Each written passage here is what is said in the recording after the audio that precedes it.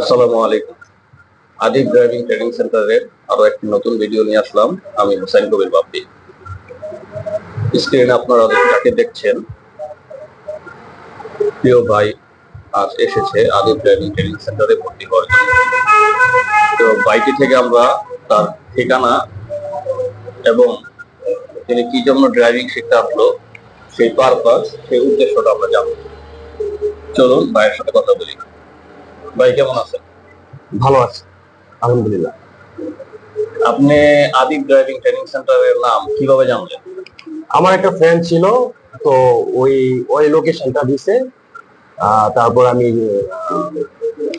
গতকালকা রাত্রে আর কি আমি ওর অফিসে যাই, তারপরে স্যারের সাথে দেখা করি। দয়া করে যদি আপনার পরিচয়টা বলতেন। আমার নাম মহিউদ্দিন, মোহাম্মদ মহিউদ্দিন। আপনার বাড়ি?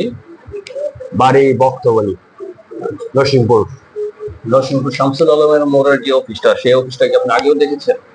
আমি আগে দেখি নাই, কিন্তু গতকালকে শুনছি ইনফরমেশনের মাধ্যমে ওখানে যাওয়া। আমরা যে আমাদের ফেসবুক অফিসিয়াল পেজে বিভিন্ন তথ্য দিই, সেই ফেসবুক কি আপনি কখনো ফলো করেছেন? ওটা আমি দেখিনি। যাই হোক, আপনাকে ইনভাইট করা হলো, আপনি সেই পেজের সাথে যুক্ত হবেন, ইনশাল্লাহ আমাদেরকে আগায় নিয়ে যাবেন। এখন আমার আপনার কাছে জানার ছিল, আপনি কি উদ্দেশ্যে আসলে ড্রাইভিংটা শিখতে আসছেন? ড্রাইভিং মানে এটা তো নলেজ স্কিল ডেভেলপমেন্ট। স্কিল একটা শিখলাম, স্কিল হয়ে গেল না, এই জন্য আর আসলে প্রতিটা সচেতন নাগরিকের উচিত ড্রাইভিংটা শিখে রাখা। বাংলাদেশে অনেক মানুষ ড্রাইভিংটারে একটা তুচ্ছ একটা পেশা মনে করে, আসলে তা না। এটা হচ্ছে একটা স্কিল। প্রতিটা মানুষের উচিত ড্রাইভিংটা নিজের জন্য শেখা।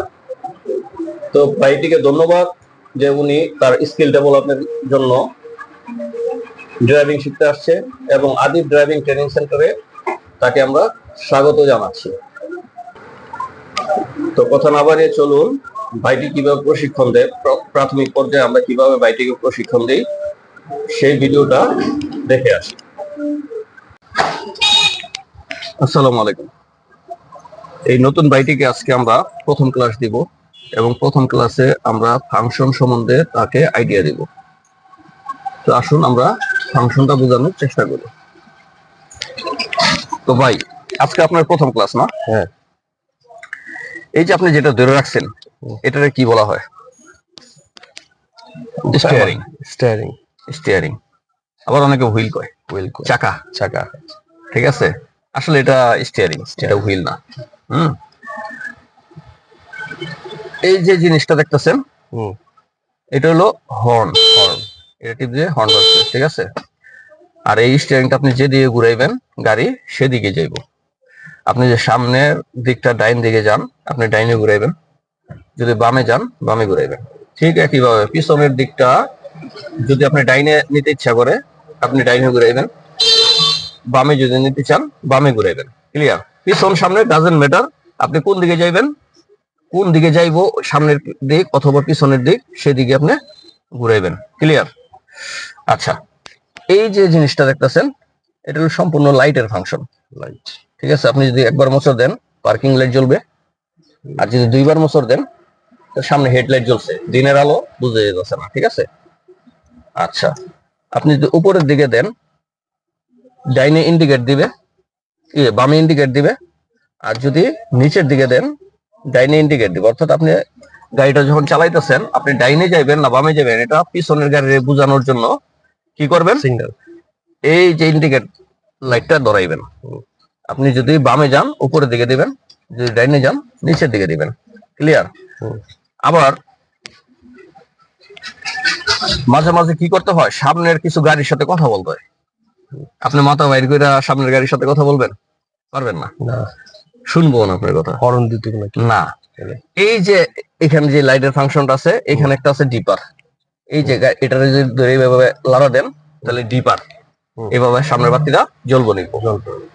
এটা দ্বারা আপনি কথা বলবেন। কিভাবে কথা বলবেন? সামনে গাড়ি আসতেছে, সামনের রাস্তাটা নেরো, চিকন, আপনি ডিপার মাইরে বললেন যে ওই জায়গায় থাক, আমি আসতেছি।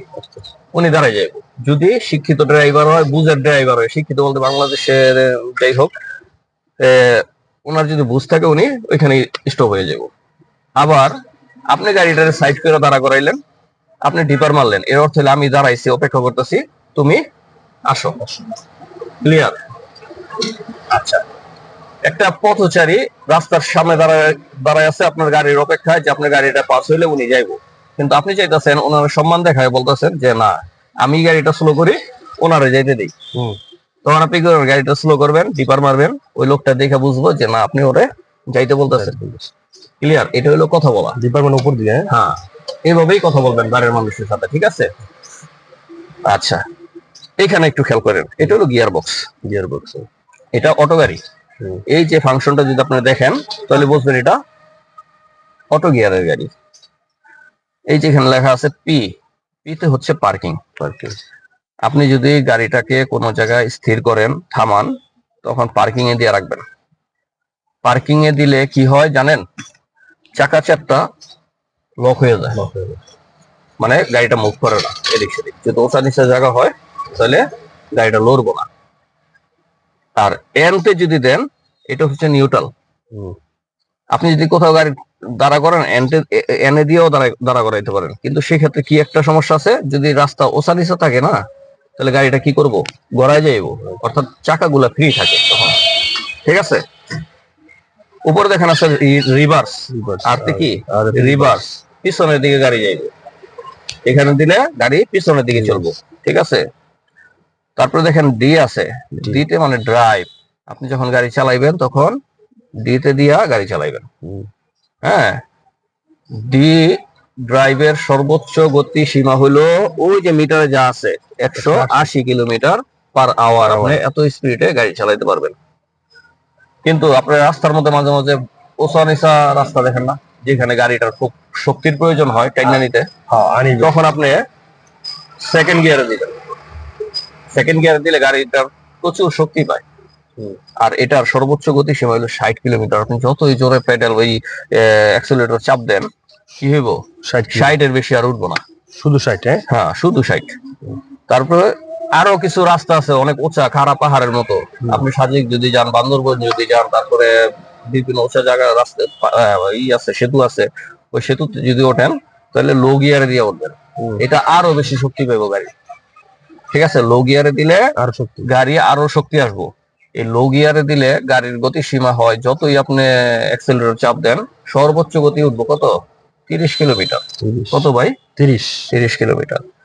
এটা হচ্ছে গিয়ার ফাংশন। এবার আসলে আপনার পায়ের নিচে একটু সিটটা যদি আপনি পিছনে নেন, পায়ের নিচে দেখেন আপনি, এটা যেহেতু অটোমেটিক গাড়ি, পায়ের এখানে দুইটা পেডাল আছে। দুইটা পেডাল। একটা হচ্ছে এ, ডাইন সাইডেরটা, এটা এ। এটার মধ্যে পাও দেন, এটা হলো এই পাও আনেন। এটা হচ্ছে বি। বি, এতে হচ্ছে অ্যাক্সেলেটর। এই তো অ্যাক্সেলেটর। হ্যাঁ, এ অ্যাক্সেলেটর, ওই যে পাশেরটা, এটা অ্যাক্সেলেটর। অ্যাক্সেলেটরের কাজ কি? গাড়ির গতি খালি বাড়াইবো, একটাই কাজ, বাড়াইবো। গাড়ির গতি শুধু বাড়াইবো। যাতা দিলে? হ্যাঁ, গাড়ির গতি খালি বাড়বো, যাতা দিলে বাড়বো খালি। হ্যাঁ। আর বি এর কাজ হলো দুইটা, গাড়ির গতি কমানো, গাড়িকে থামানো। তো বুঝাইতে পারছি? বুঝছি। এর কাজ একটা, শুধু গাড়ির গতি বাড়াইবো। আর বি এর মানে ব্রেকের কাজ কয়টা? দুইটা, গাড়ির গতি কমানো, গাড়িকে থামানো। এখন গাড়ির গতি কিভাবে কমাবেন? আপনি ব্রেকটা যদি চাপ দেওয়া হালকা ধরেন, আস্তে আস্তে আস্তে আস্তে গাড়ির গতি কমবো। আবার যদি সাইডা দেন, ওই স্পিড আবার চলবো। আর যদি আপনি একেবারে থামাইতে চান, তাহলে চাপ দিয়া, জোরে চাপ দিয়া একবারে ধরে রাখবেন। এটা ব্রেক, তাই না? আর এক পা অটো গাড়ি চালানোর সময় আপনি ইউজ করবেন এক পা। ব্রেকের সামনে এবার পাউডার রাখবেন, রাখেন, ব্রেকের সামনে পাউডার, ব্রেক ব্রেক ব্রেক বি, পাউডার রাখছেন।